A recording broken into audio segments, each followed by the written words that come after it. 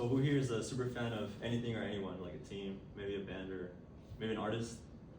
Yeah, a few of you? Now, would you rob a bank to attend any exclusive events, front row seats maybe? No? Okay, well, the person I'll talk about today did rob a bank. Well, he robbed multiple banks, and he committed a lot of other crimes.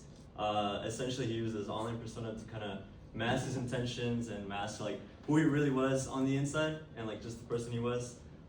He was Chiefsaholic, Xavier Bobadar. He was just obsessed with the Chiefs, and just he committed a lot of crimes, did a lot of bad stuff just to fuel a life full of luxuries and like a crippling gambling addiction. But like him, I'm also an addict. I just can't get enough of true crime. Like I fiend for it. Like I need to scratch the itch every time I have free time. I'm always diving into it. Like I need to find the next case. I need to see like what's up in the world. Like who's the next person we don't like as a society.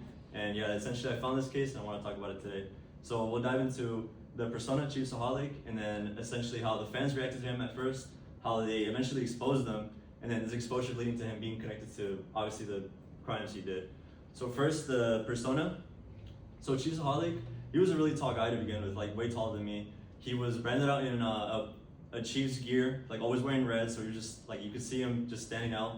But he did wear a wolf costume, so obviously he's hiding his identity, he's hiding who he is, which at first the fans were kind of like, oh, like this guy's like, he's like the mascot, like he's better than the mascot for the teams, like this guy should be at every single game, like we like this guy. But then he's at every single home game, he's at every single away game, he's at exclusive events, he's at the draft, like how is he affording all these things, like, and then he's putting it on his socials that he's like placing $5,000 bets. So it's like, how do you even have 5,000 like just to spend like that? Like I don't even have 5,000 on my account and I'm working full time.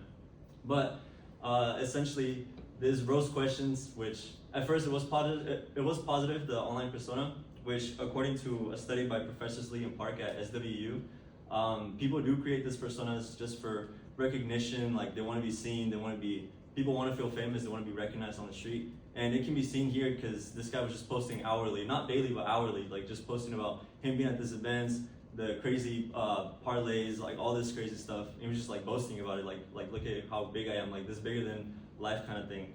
But the fans did enjoy it, but it brought questions obviously, like, well, how are you affording all these things? Like, how are you this rich kind of thing?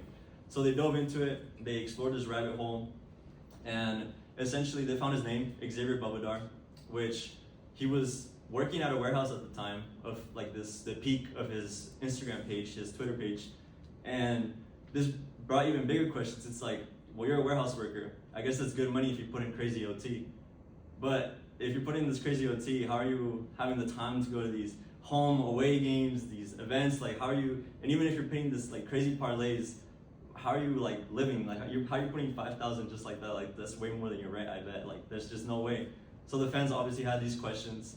And as they dove deeper into this mystery, or actually before I say that, the study by Alfred Archer, professor at Tilburg University, does say that people do tend to question someone's intentions, especially when it's like idols, because I mean we don't really know them first of all, so it's not like we know their intentions or anything. We don't know them as a person. We can't be like, oh yeah, this is a good guy, so I'm gonna make him famous. It's not like you can't just justify it right away. So it is completely valid to have your questions about a person or an idol or something like that.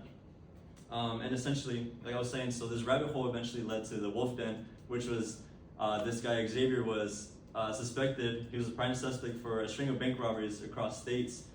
He robbed around $800,000 cash, which he was laundering it through casino bets and sports betting. So I mean, this guy just couldn't get enough of like just betting in general. Like he was just addicted to it, and he was trying to use wire fraud to kind of live off it in a way, so it wouldn't seem like suspicious.